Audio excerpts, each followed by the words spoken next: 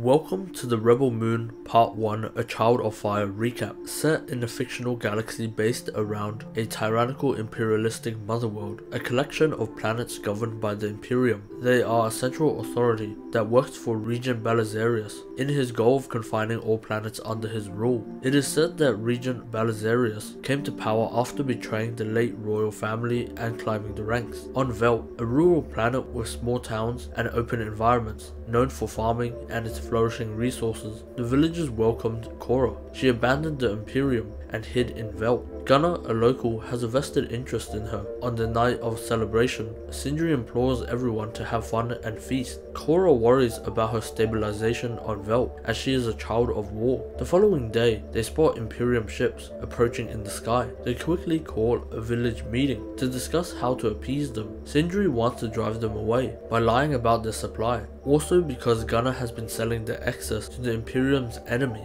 Sindri welcomes Atticus Noble, a ruthless military leader. He places his plan into motion that they barely have enough nutrition for their own colony. But when Atticus Noble talks to Gunnar, another farmer, he sells him out, saying that they have excess grain that they store just in case. In retaliation, he bludgeons Sindri to death, leaving with the agreement that they will hand over most of the next harvest. In the meantime, his subordinates stay on Velt, inhabiting it and harassing young women. They put Jimmy, a robot, to work. He is a sentient machine that failed to defend the royals in the motherworld. With the disaster occurring, Kora decides to abandon them, leaving and saddling up a horse. But in the distance, she hears soldiers kidnapping and preparing to assault a village girl named Sam. Hearing these shrieks, she is unable to leave and decides to put all these animals down in a realistic fight scene. Eris, a soldier, assists them. Ultimately, Jimmy shoots the finishing blow on Commander Faunus. Knowing that the motherworld will wreak havoc on them, Kora sets off to enlist the help of rebels that too want to ensure the downfall of Regent Belisarius. She takes Gunnar to find the person that he traded with because he has a connection to the rebels called the Blood Axes. Kora was raised a warrior. At a young age, her entire planet was massacred, but because of the commander at the time, Belisarius, that took a liking to her, she was able to survive, and there she rose the ranks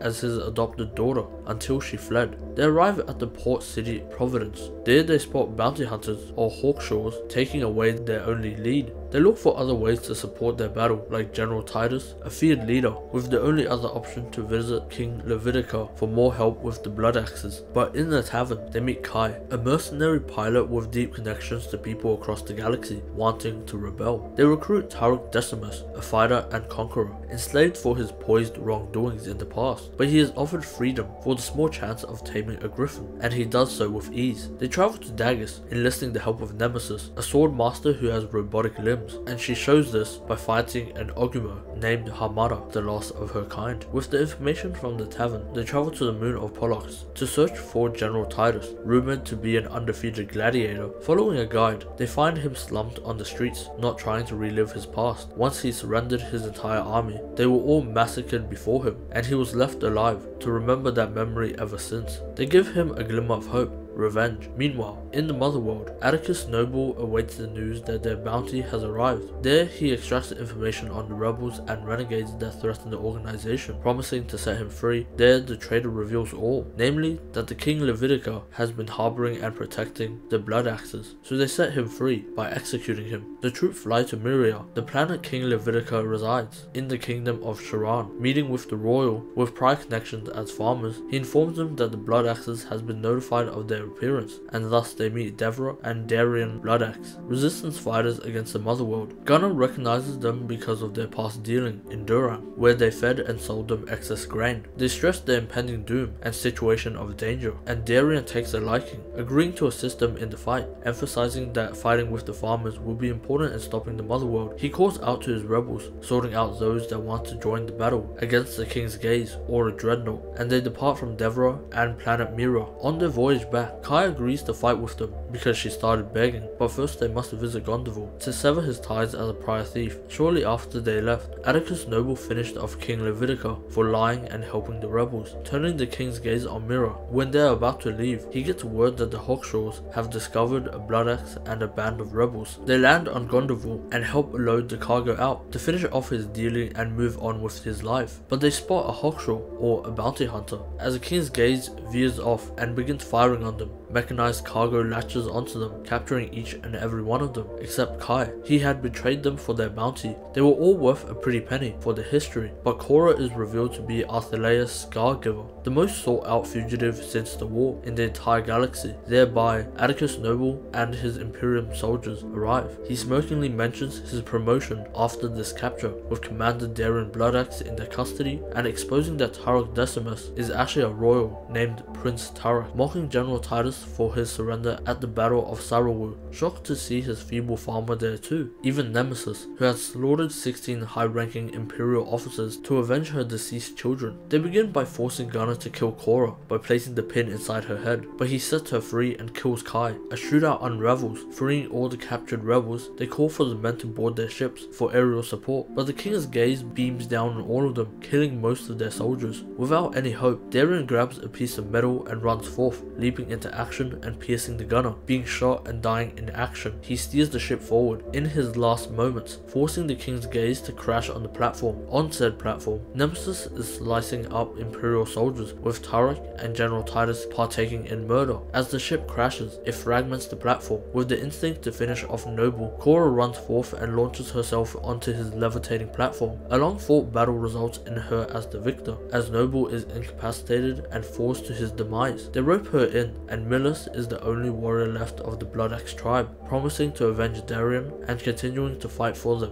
What is left of the army ventures back to Vel, awaiting the imminent battle ahead. As they ride back to the village, Kora continues to lie about not being Arthurlea's, and they spot Jimmy getting ready for war. Unbeknownst to them, the Imperium picks up Noble's carcass and tries to revive him, sending him over to Regent Balisarius for a conversation, entailing that he must murder the entire rebellion and bring back Arthurlea's alive. He is sent back to reality, where he is now revived through the Neuralink. This is where the movie ends. Make sure to subscribe, and for more action-filled movies, watch this.